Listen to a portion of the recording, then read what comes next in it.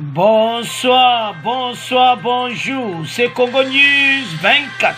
Bande Konanga, comme toujours avant de commencer notre émission, nous disons merci à Dieu. Nous disons merci à nos chers abonnés et téléspectateurs qui nous suivent partout dans le monde et en RDC. Bande Konanga, soyez les bienvenus. À la une, Boyoka Oyo Muzita le Vandeko sur infrastructure de la RDC et sur ministre Kalumba. Bandeko Togoyoka Oyalobi. Et puis, quand on a premier point, on va parler de Vital Kamerhe, de retour à Kinshasa. Togoyoka réaction sur décision, il y a Kou Oyo Bakataki. Alors, Togo devrait pas mon émission là. Deuxième point, chers téléspectateurs. Et Yindi à l'Assemblée nationale, Nandenga Mukete, les députés de FCC contre Mbosso Bandeko. Nandenge Bazu ba décision, Bokoyoka ba extrait, ba menace, et puis Bazo préparé, était Mbosso Azala dessus avec une pétition. Alors, tous à la connecter, tous développons ensemble. Troisième point Bandeko Nanga.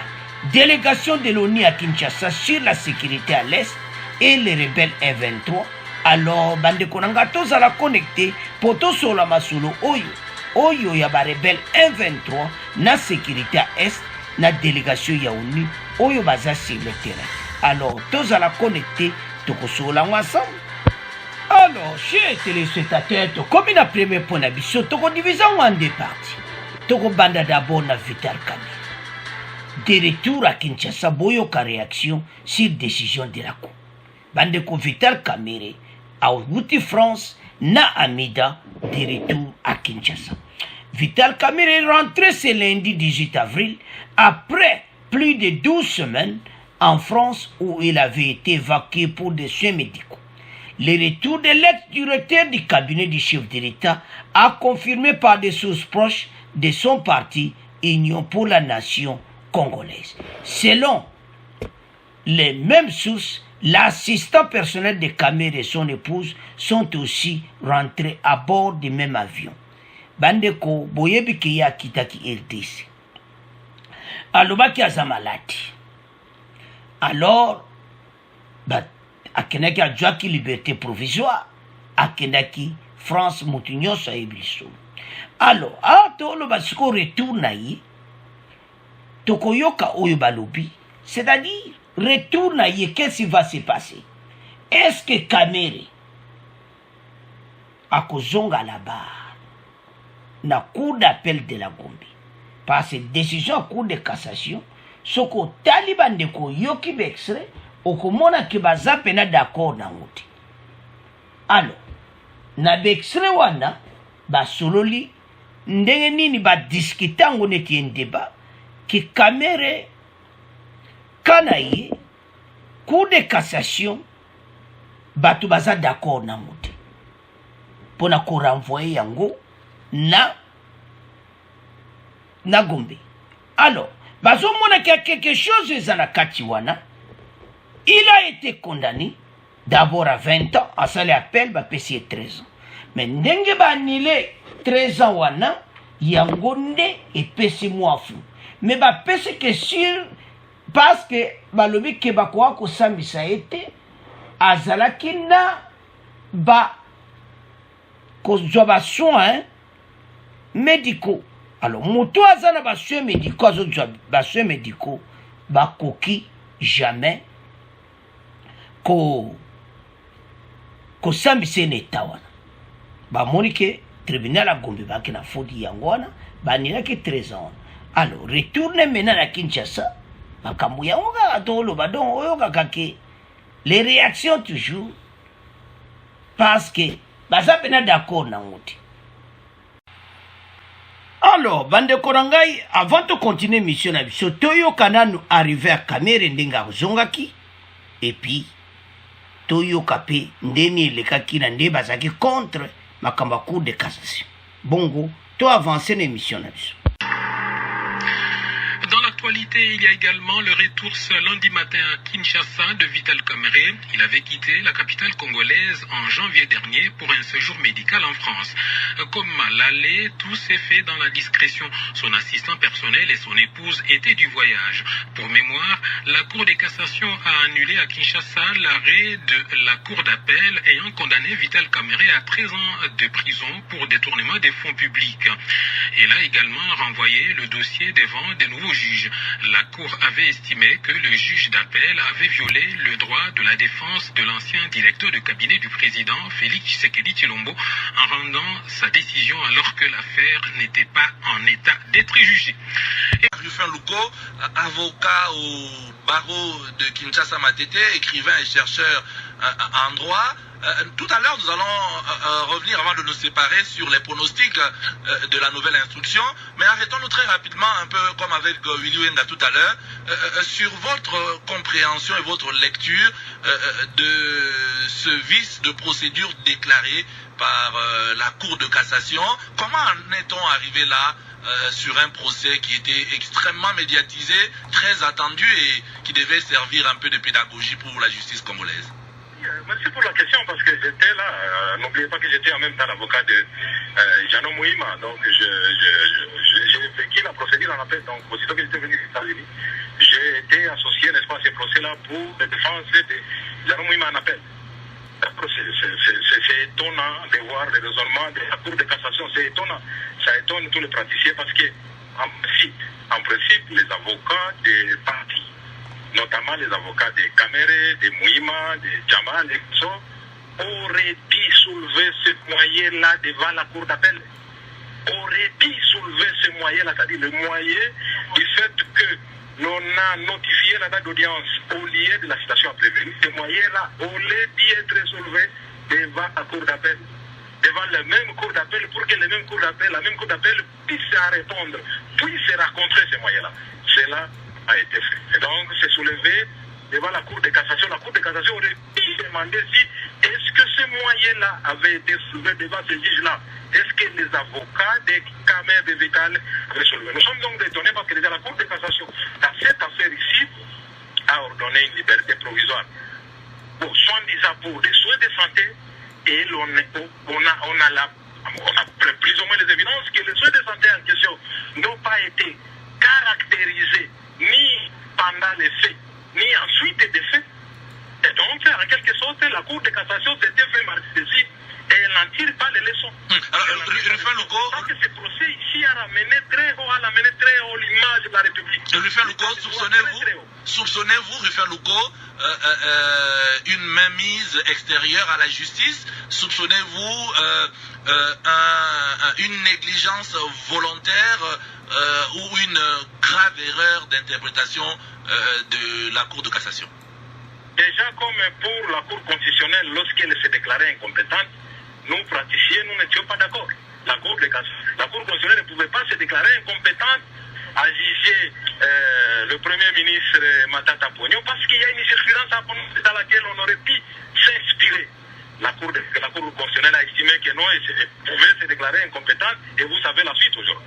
Donc, cette décision ici de la Cour de cassation qui considère que la Cour d'appel a violé la loi, alors ces moyens-là n'avaient pas été soulevés devant la même Cour d'appel. On aurait pu saisir la Cour d'appel disant que non, vous êtes mal saisi. Ceci n'a pas été fait. Alors la Cour de cassation répondit là-dessus pour dire que non, il y a une violation parce que déjà la personne concernée. Mais est-ce que la Cour de cassation n'a pas le droit de considérer qu'une action a été mal faite, même si elle peut faire valoir le fait qu'il est déjà trop tard, la partie concernée n'avait jamais posé ce problème-là en amont à un moment donné ou à un autre? C'est important, c'est une question très technique, voyez-vous, donc ce n'est pas une question laissée à l'appréciation et à la compréhension de tous les publics. Mais notre jurisprudence nationale exige que les moyens qui sont soulevés devant la Cour de cassation, comme ces moyens ici de la saisine irrégulière de la Cour d'appel, aurait pu d'abord être soulevés devant le même juge. Le même juge aurait pu être au courant d'abord. On le lui soulève, on le lui oppose. Si cela n'a pas été fait, lorsque vous le soulevez devant les juges de cassation, ça pose problème. Ça pose problème en termes de sincérité, de justice, du comportement des juges de cassation qui, lui, ne doit pas juger les fonds. Les juges de cassation ne jugent pas pas les faits. Donc le juge de cassation n'a pas compétence. C'est pourquoi vous avez entendu les termes techniques qu'on a renvoyé devant la même cour d'appel, autrement composé, ça veut dire c'est le jugement de 20 ans qui réapparaît. Le jugement de 20 ans réapparaît, le jugement de 13 ans est donc anéanti, on renvoie devant la même cour d'appel. Alors, Rufin Louko, vous n'avez pas vraiment clairement répondu à ma question tout à l'heure, mais j'y reviens pour vous donner la possibilité de le faire. Vous pensez que la Cour de cassation n'a pas eu raison de donner cette interprétation qu'elle a donnée? Pensez-vous qu'il y a eu une influence pour pousser la Cour de cassation à avoir cette décision? Vous voulez me tirer le verre du nez? Je réponds à ces termes ici. J'ai dit, moi, en tant que praticien, en tant que chercheur congolais, je ne suis pas d'accord de la position de la Cour de cassation. Bon, c'est mon point de vue. Je ne suis pas d'accord avec la position de la Cour de cassation de reprocher ainsi à la Cour d'appel un moyen qu'on avait, parce que la Cour d'appel aurait dit, parce que le juge doit savoir ce que lui reproche avant que son raisonnement ne puisse être ramené au juge supérieur qui, en l'occurrence, dit la Cour de cassation. Merci. Ça n'a pas été fait. Merci. Alors, je ne peux pas soupçonner la Cour de cassation. Moi, je ne suis pas un politicien. Je ne peux pas soupçonner des intentions politiques, mais je stigmatise les faits et les analyses en tant qu'analyste judiciaire. En tant que chercheur, j'ai un devoir, n'est-ce pas, d'éclairer l'opinion en ce qui concerne mon point de vue par rapport à des choses sur lesquelles on a eu à travailler. Et donc, je considère que cette position-là, de reprocher à la Cour de cassation, c'est vrai, il y a des moyens. On va me dire, il y a des moyens d'ordre public qu'on peut soulever à tout niveau de la procédure, mais ces moyens ici auraient pu d'abord être portés à la connaissance du juge d'appel, au lieu de considérer comme si le juge d'appel n'a rien fait, alors que le juge d'appel a été clément. Le premier juge avait ramené la peine, avait condamné à 20 ans, le juge d'appel a ramené la peine à 13 ans. Et donc, nous ne savons pas, comme on dit, comme Lombroso avait dit, que le dernier acte permet de pouvoir lire parfaitement tous les actes préparatoires. Peut-être le dernier acte, est-ce que, comme on raconte que Vital Kamerhe peut bénéficier de ceci ou cela demain ou après-demain, cet acte-là, le dernier acte, nous permettra d'interpréter tous les actes qui sont en train d'être posés dans cette procédure de la Cour d'appel, 13 ans, la liberté provisoire. Le dernier acte nous permettra de savoir, donc tous ces actes-là avaient été posés, pas nécessairement pour les besoins de la justice, mais donc pour des besoins ceci ou cela. Donc le dernier acte nous permettra d'interpréter parfaitement les actes qui ont été posés. Alors, bandeko nanga tolandi Luko azalaki avocat muima. Il a expliqué boye, lui aza d'accord na muti.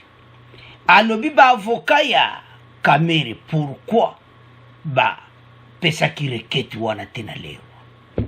Pourquoi na lero wana le basalaki appel, ils n'ont pas pris ça en compte, balobaki makambo andi. Alors bazomona ke likamoko eza clair. Bandeko dossier ya Kamerhe nale bakangaki état de droit komaki pena na likolo. Tant ba libérer Kamerhe, état de droit et côté Mambula. Alors dossier à Kamerhe ya dossier moko comme problématique. Si on retourne à Kinshasa, qu'est-ce qui va se passer? Bango bazo bongsa ndeni bako kende kuna. Balobi avocat na zolo bake bazana be évidence oyo Kamerhe peut être libéré. Alors que ngara zo monate tolandi mengwana tolandi ke ya quelque chose qui ne va pas, mais aza ndenga zana komika kana 20 ans mais en liberté provisoire. Alors akereki France pour na traitement azongi, donc akokina ba mouvement na eza toujours limité. Liberté provisoire ezate ke ya komi libre totalement. Ya auto esa bande konyonso ke ce n'est pas que à comme la liberté provisoire makambo nyonso comme libre. Non, eza bongote. Alors tolandi nde ba expliquer wana. Donc dossier oyo bande konangai tokoyoka yoka bambutu makambo kosaka na ngode ko bimawa pe tokomona biso moke et comme boy. Alors bande konanga Kamerhe est rentré à Kinshasa. Kamerhe, le retour de l'ex-directeur du chef de l'État est confirmé par des sources, il y a Union Sacrée. Le président de l'Union Sacrée rentre au pays une semaine après la Cour de cassation a annulé l'arrêt de la Cour d'appel l'ayant condamné à 13 ans de travaux forcés. Cette affaire est renvoyée devant la Cour d'appel de Kinshasa-Gombe, mais cette fois-ci avec une autre composition en fait de juger l'affaire dans son fond. Sikoyo, bah juge Sika. Qu'est-ce qui va se passer? Alors, bah juge wana ba Congolais bazotala. Ceux qui bozui cop bozwa copte bosala mosala propre parce que bato bayebi ete masolo yango ezalaki ndenge wana alors bazotala soki bamoni en tout cas bakongole nyonso bafungoli miso na dossier oyo ke ezala makambo te koma Kamere balibere bakongole baosepela te parce bayebi que c'était passé bato nyonso balandaki procès ezomona clairement que mbongo ezalaki détourné alors bato bazosatendre na acquittement je ne suis pas sûr peut-être 13 ans wana bakodimini yango alors totiki première partie ya Kamere toke sikoyo na Muzito bandeko Muzito boyoka oyo alobi sur infrastructure et ministre Kalumba bandeko bato oyo nayebi te ce diagnostic a poussé d'abord abandi nanu koloba sur le développement ya mboka oyo ya RDC ya infrastructure après wana aye na makambo ya Jean-Marie Kalumba. Ce diagnostic a poussé les partis nouvelles là à lancer la campagne l'offre politique pour le développement du Congo, afin d'avoir les projets politiques qui incarnent les vraies aspirations du peuple. Alobi mboka oyo RDC toza na retard. Infrastructure na biso eza ko affecter makambo agriculture. Toza na makambo zo le kana guerre na Ukraine. Donc il a tout parlé de tout ça bokoyo katokoti la binouyi. Mais le problème est ça, pas ces années. Il était le premier ministre. Pourquoi l'infrastructure, oh y a critiqué les lots, pourquoi Muzito basala qui infrastructure wanate? Et ça va voir. D'où les questions à se poser. Quel parti politique a RDC, quelle classe politique, quel est le taux de croissance pour rattraper les retards des termes du défi socio-économique? Mais économie na biso bino bozalaki wana na l'air wana eloko nini bomemi na ba congolais pour changement na ezala bandeko batuni ba question bokoyoka. Alors Muzito selon lui azolobaki mboka na biso toza d'abord bakambo infrastructure et tout ça mais tant azoloba ngo ezopesanga passe pourquoi yazaki premier ministre pourquoi bango babongisaki banzela te avant on a plusieurs années. Est-ce que Muzito bozaki pele na mposa ya mboka oyo lelo yozo critiquer l'infrastructure ya mboka mais les yozalaki aux affaires qu'est-ce que vous avez fait ba congolais bazotuna Muzito question répondre bango eza mawa mais avant de progresser toyoka Muzito bongo to continuer l'émission na biso. L'invité.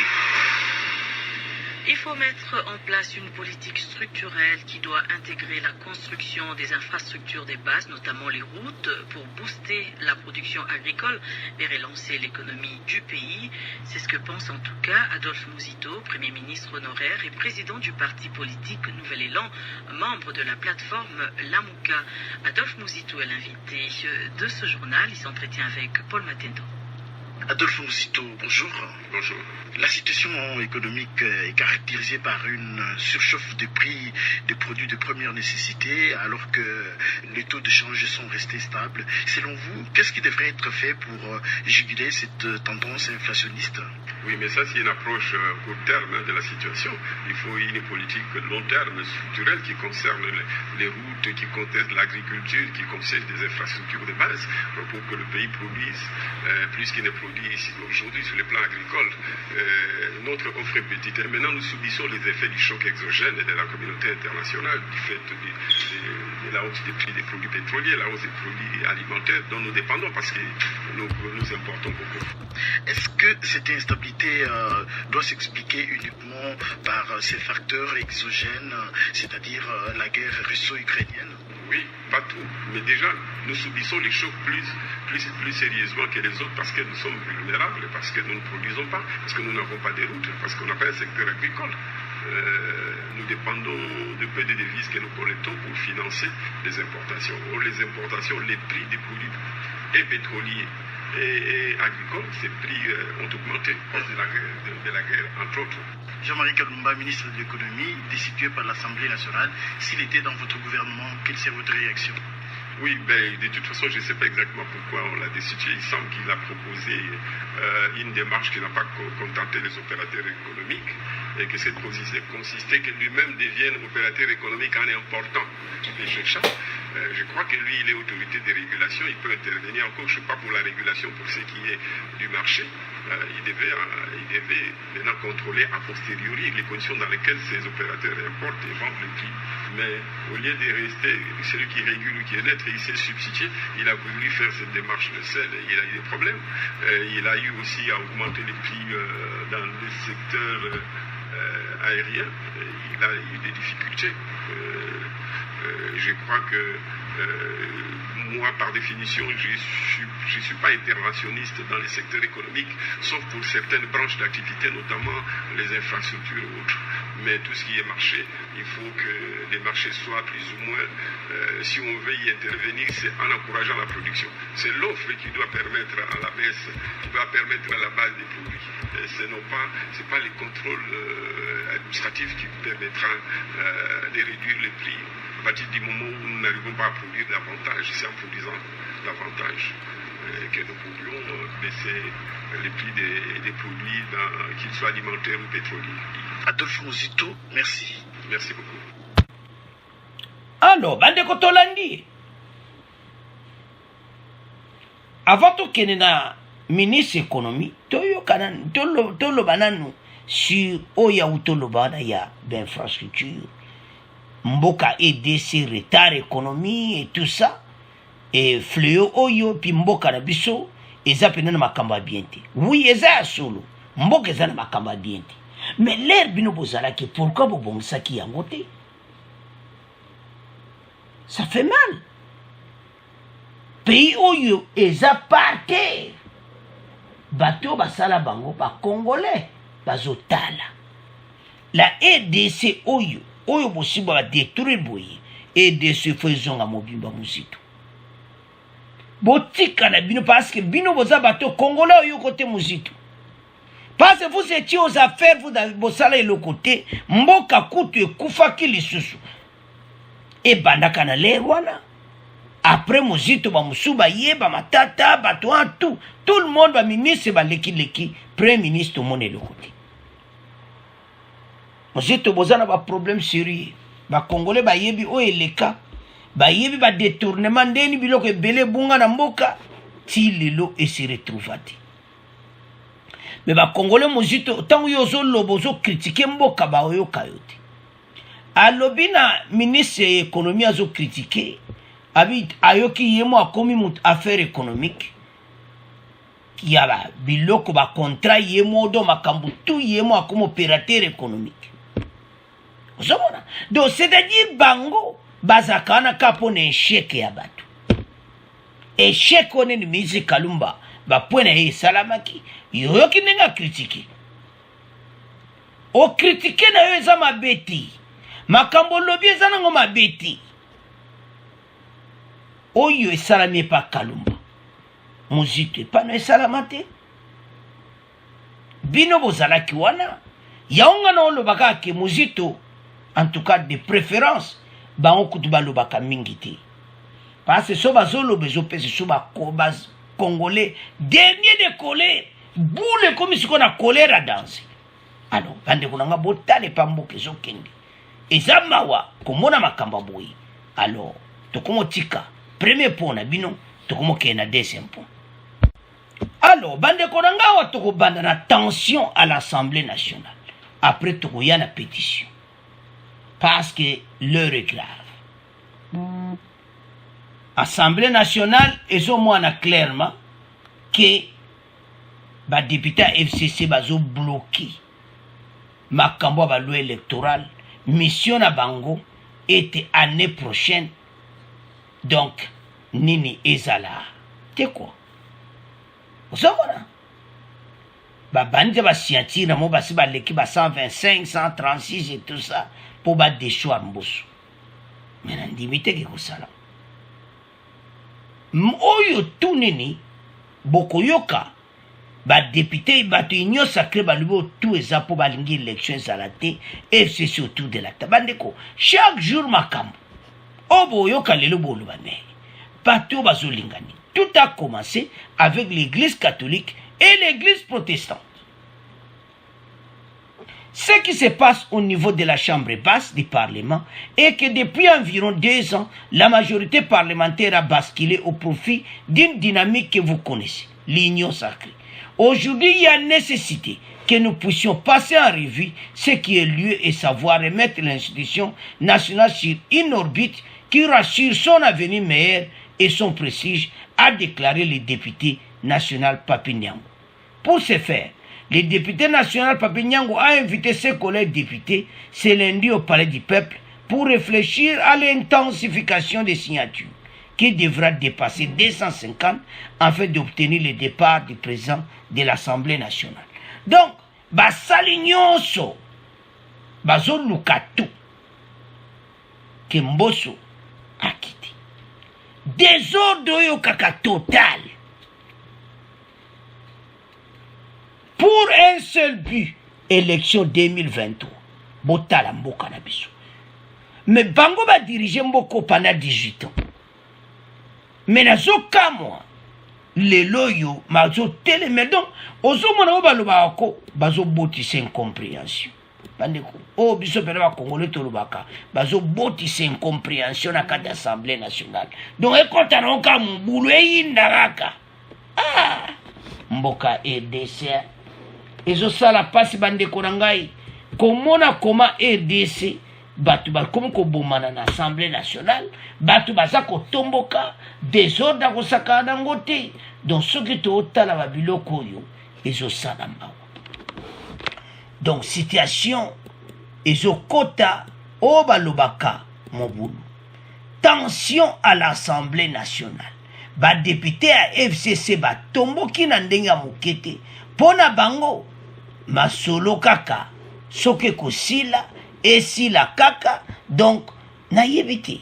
Alors bandeko botala mboka na biso comment batu batomboki bato ya FCC. Donc tension à l'Assemblée nationale contre Mbosso bopona bango ya longwa parce que bamoni ke ya azo sala malamu te. Donc ozomona ke donc batu baza basaka contre kaki makambango ebeba nango kaka. Donc to bandela soto kosala ndeni. Donc bandeko ezosala mawa o balobaka mawa soko otali mboka na biso lobi me non mboko ekozala boiti pays oyo ezosenga ete changement de mentalité ezala botala bino moko bazosala désordre na Assemblée nationale pour un seul but. D'abord un ba boycotter tout tiaki bene monsieur eleki maintenant ba commettre tout ça là ba pétition. Alors toyoka extrait oyo bon to continuer mission na biso. Et puis, c'est un climat de tension et de méfiance qui règne en ce moment à l'Assemblée nationale. Ici à Kinshasa, une pétition contre le président de l'Assemblée nationale, Christophe Mbosso Kodiampwanga, aurait déjà recueilli plus de 130 signatures.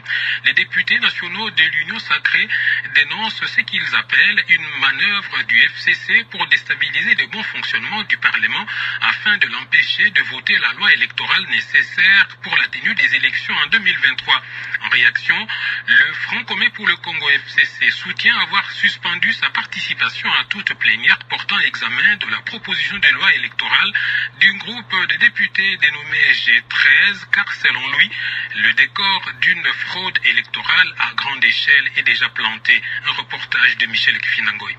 Alors que le président de l'Assemblée nationale a reporté la plénière de jeudi dernier à ce mercredi afin de rechercher un plus grand consensus sur la loi électorale, les députés de l'Union sacrée accusent ceux du FCC de vouloir bloquer le processus électoral de 2023. Il est hors de question que la loi électorale soit discutée en dehors du Parlement. Nous prenons le peuple à témoin sur l'attitude antidémocratique du FCC qui, à proprement parler, tend à pérenniser la culture du glissement et des dialogues de partage du pouvoir. En réaction, les députés du FCC dénoncent plutôt une loi taillée sur mesure pour une fraude électorale à grande échelle. André Tamboué. Nous disons non à une loi taillée sur mesure. Notre rejet de ce débat dans le cadre du débat parlementaire est lié au fait qu'il n'y a plus de débat à l'Assemblée nationale. Tout ce qui a été dicté à l'extérieur nous est imposé et ça passe. Et par conséquent, le consensus doit se dégager déjà dans la composition de la Cour constitutionnelle. Il faut une régularisation, la composition des animateurs de la CENI. Notez qu'une pétition contre Christophe Mbosso, initiée par le député Papi Nyango du FCC, aurait déjà recueilli plus de 125 signatures. Les députés de l'Union sacrée dénoncent cette pétition qui, selon eux, est une stratégie du FCC pour bloquer l'examen de la loi électorale. Alors, chers téléspectateurs, nous avons su et sa stratégie na bango pour barrer vote à loi électorale. Parce que yango soko il est quitté et que vous appelez mon boulot pour la élection. Botala. Bande kozo sala soni pe mawa. Comment bazo travailler, bazana ba boule na bango, bazana makambo na bango ki élection ezalati. Une pétition est en train d'être organisée par des députés nationaux contre Mbosso, président de l'Assemblée nationale. Selon les députés, Papi Nyango, un des signataires, cette pétition aurait déjà récolté 136. Bazana besoin et koka 250. Bozo apengo. Sangarabino nyon son opposition. Parce que la majorité n'a limite, parce que FCC, je m'excuse, Union sacrée, à peu près plus, donc c'est impossible. Donc, Vandagaka, Obazo Lukaneko Simbati. Ils étaient là au pouvoir. Bandeko, oui, ma cambo l'air mosso vende ça comme tout passé. Et le bandeko moussou parce que ils étaient au pouvoir. Bavandi wana plusieurs années, mais tout ce monde qui pena et loko mboka bakuti mboka sekufu. Mais lelo yo bango bakumko ijije ndenge moso tali oyokinama bandeko tande ba créer tension à l'Assemblée nationale. Botala bino moko donc ozoma kamute et donc oyo kakapela kaka mubule kotina. Mais FCC non bandeko tala makambo yo bato bazalaki aux affaires batikela bango tenté parce que tout baluka ni bon vendre autour de la table. Les signataires reprochent au speaker de la chambre basse du Parlement notamment une mauvaise conduite des débats et un désordre dans le fonctionnement des commissions et des groupes parlementaires. Bozo condamné Mbosso na makambo nyonso banani FCC so tali simana bango wana basango bazape wana basango babandaki ko foto luka consensus basango basengi nini dialogue. Alors makamba partage de pouvoir ezati tozo ken élection batika biso ba jewana botambusi biso pendant plusieurs années tomona eloko te bongo lelo boya bolo bana biso ke voilà bino bozana besoin il y a un consensus tous à autour de la table comme ça makambo avance bande kotala totelema makambo yo eza makambo ko eza clarté pe banaka ko continuer ko diviser mboka mais biso to zama yi parce que bango to yebe bazoluka mais bayebaki ekulikate biso nyos to zawana to zomona ba jena bango alors na yebite ndenge nini tokoki ko kondima makambo oyo biso nyonso totelema parce que bazolukaka baposte FCC kasha wisimbaki bato so sangana na bango makambo ko marché te tala fachi ndenga déloger bango a déboulonner bango na ndenga mokete sans minduki a déboulonner bango na ba stratégie lelo baza ko pangana lelo ba komyoka contre fachi o makambo tu bolandi wana ke makambo tu eza préparé baza ko imposer biso. Oh, mais la majorité va voter, va imposer binokoma. Vous étiez aux affaires. Qu'est-ce que vous avez fait pour les Congolais?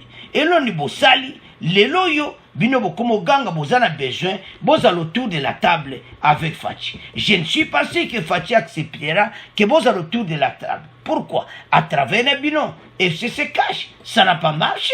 Alors, ça ne marchera jamais. Et qu'au Simbate, donc, so tali makambo yo jamais ko simba bandeko tala bato yo baye oyo kaka baza na mouvement kake makambo ekotaka mobulu alors ekosimba te. C'est à ce point tokomotika yango na bino po makambo partage de pouvoir ezate makambo gato ezate tokene élection babongisa te totanda na kovote bango. Alors tokesikoyo na point na biso suka. Alors bandeko na nga tokomi na dernier point na biso délégation de l'ONU à Kinshasa. Bandeko makamba sécurité à est ONU atindi délégation baya kokuta na fachi. Bandeko c'est très sérieux. Bato yo ONU a umela mboka na biso. Et puis lelo tozaka na même situation. Batiri délégation par fachi to yebiti. Tokotanga ensemble la situation sécuritaire dans l'Est au cœur de l'échange entre Tshisekedi et une délégation de l'ONU.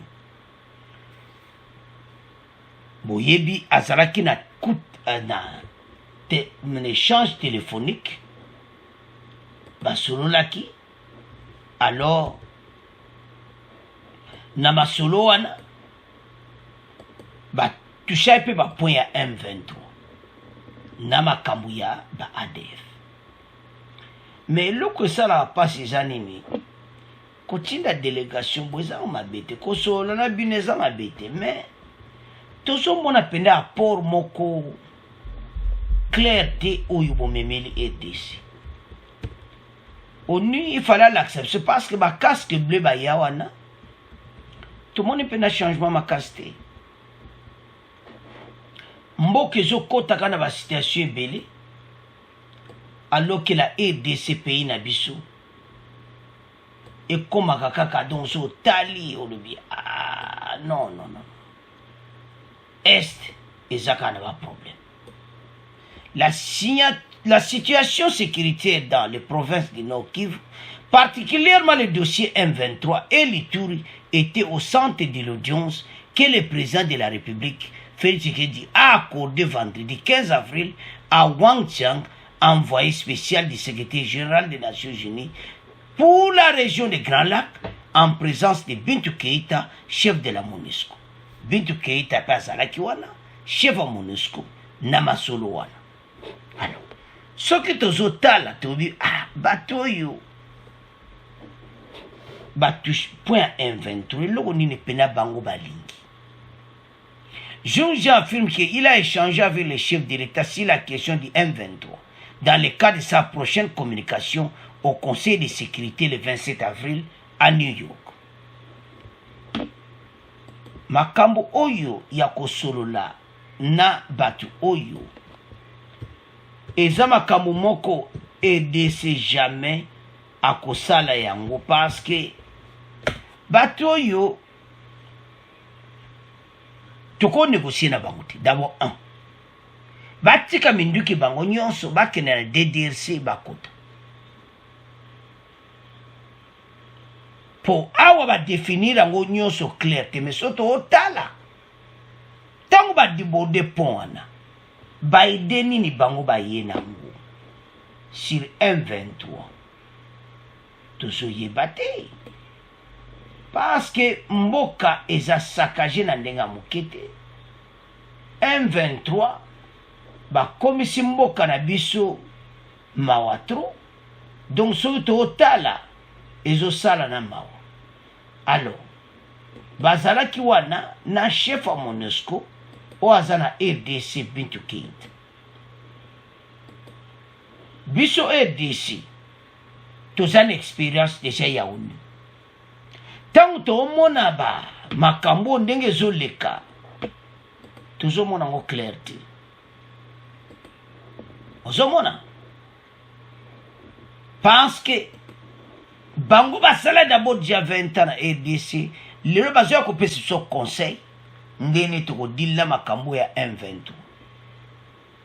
M23 makelele otu bayaki nango il y avait un but, il faut toyeba yango but na mo eza nini bango pe baza na besoin bazwa ba poste na kati ya armée bande faut tozala clair côté wana toyebi te masolo ni bayango bafaci me na ndimi te ke koleka. Pourquoi?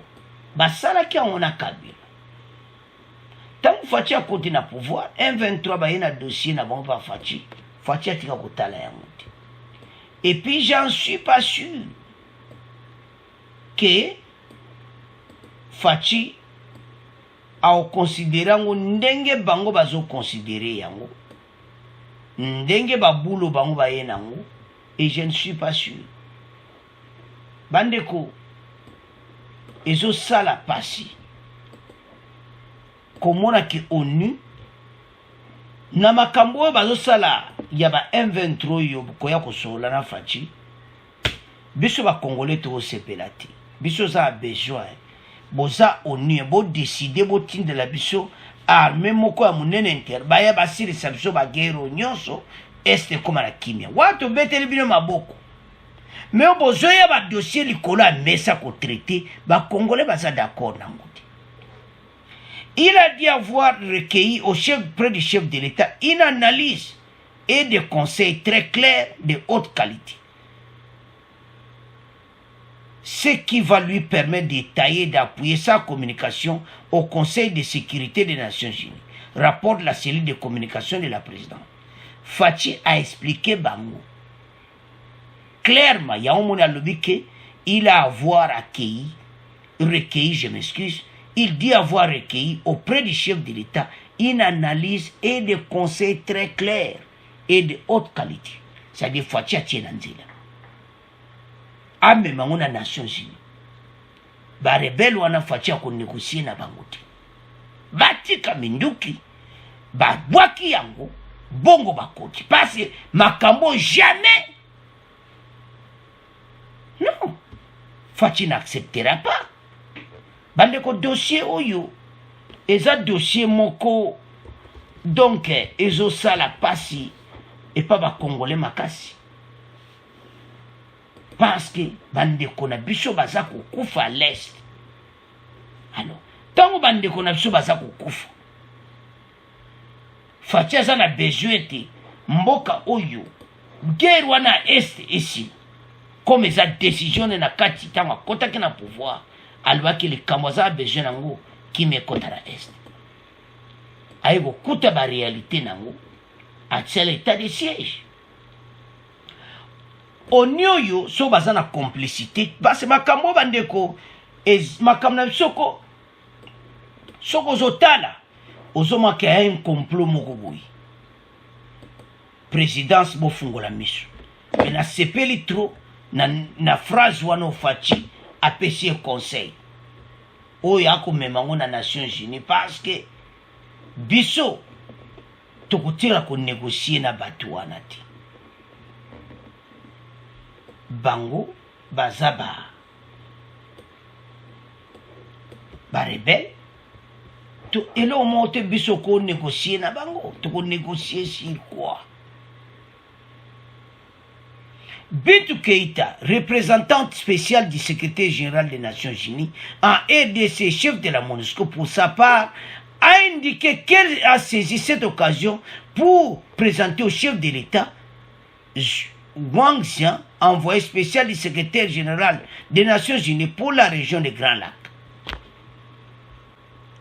Tatano Bozomona, Oaye, Azana région Grand Lac, c'est-à-dire qu'il n'est pas Rwanda, à Kenepena. Donc, il y a une situation tout.